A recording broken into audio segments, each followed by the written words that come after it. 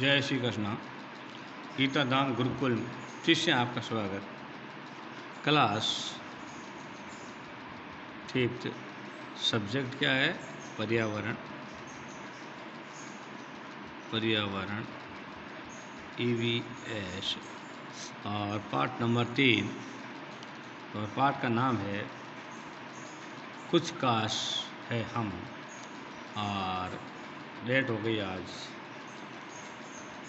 29/7/2021। Okay. कक्षा fifth के बच्चों का फिर से ऑनलाइन क्लास में स्वागत है। देखिए, पर्यावरण में कुछ काश है हम। एक हेलन केलर नाम की लड़की जो कि जन्म से अंधी थी और देख नहीं सकती थी, उसके बारे में कुछ बताया गया है और किस प्रकार वो किसी चीज़ को पहचानती थी और आगे जाकर उनका बहुत बड़ी कहानी बनी थी, नाम हो गया था।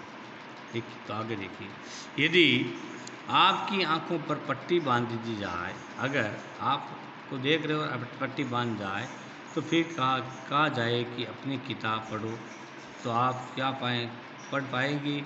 नहीं। क्यों? आपका उत्तर होगा नहीं।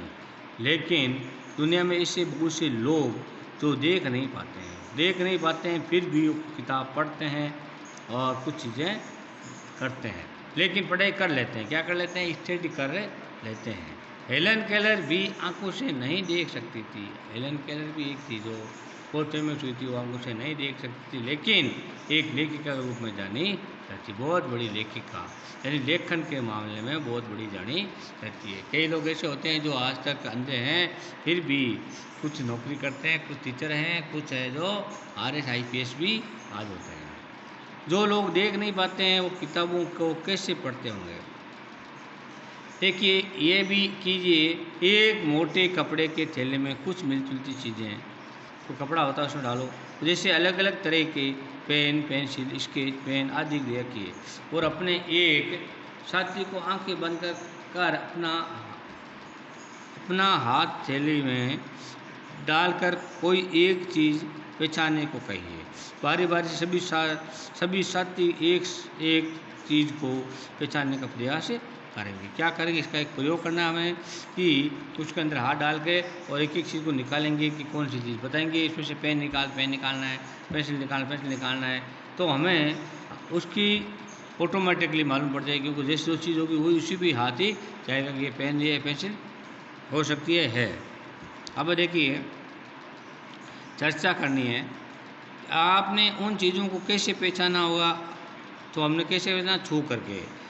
आपने इन चीज़ों को छू कर पहचाना होगा। हमारे वे साथी जो देख नहीं पाते वे विशेष लिपि की सहायता से छू कर वर्णों को पहचानते हैं। इस लिपि को ब्रेन लिपि कहते हैं। क्या कहते हैं? ब्रेन लिपि। क्या कहते हैं? ब्रेन लिपि कहते हैं।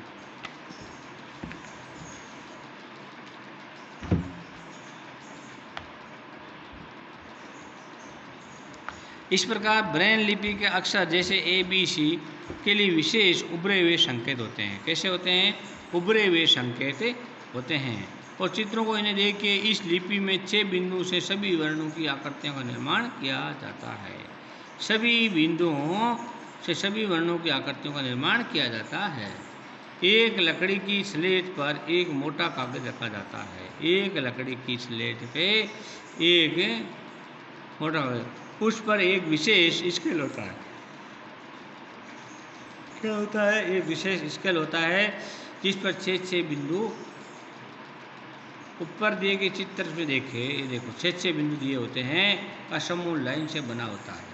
कागज पर नुकीली कलम से जो अक्षर लिखना है उसको अनुसार बिंदु उस छेद कर दिया जाता है। जैसे यदि अंग्रेजी भाषा का ए वर्ण लिखना है तो बिंदु A1 पर नुकीले कलम से छेद किया जाता है। इस नुकीली कलम को स्टाइलेस कहते हैं। क्या कहते हैं? स्टाइलेस कहते हैं। क्या कहते हैं? नुकीली कलम को स्टाइलेस कहते हैं।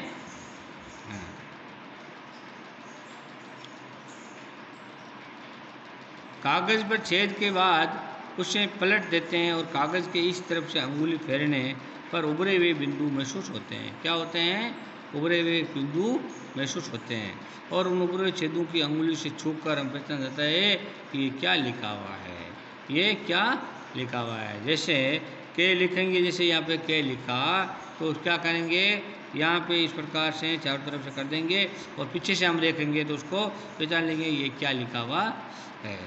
इसी प्रकार से नीचे ब्रेन लिपि इंडिया लिखा गया है और आप भी ब्रेन लिपि चार्ट की मदद से अपना नाम ब्रेन लिपि में लिख सकते हो। देखो ये इंडिया इस प्रकार लिखा है, इस प्रकार एन लिखा है, इस प्रकार डी लिखा है, इस प्रकार ये लिखा है, इस प्रकार ये लिखा है। ठीक है, तो आगे तो कल मैं आपको नेक्स्ट ब्रेन लिपि की कहानी पढ़ाऊँगा और जब तक के लिए जय श्री कृष्णा।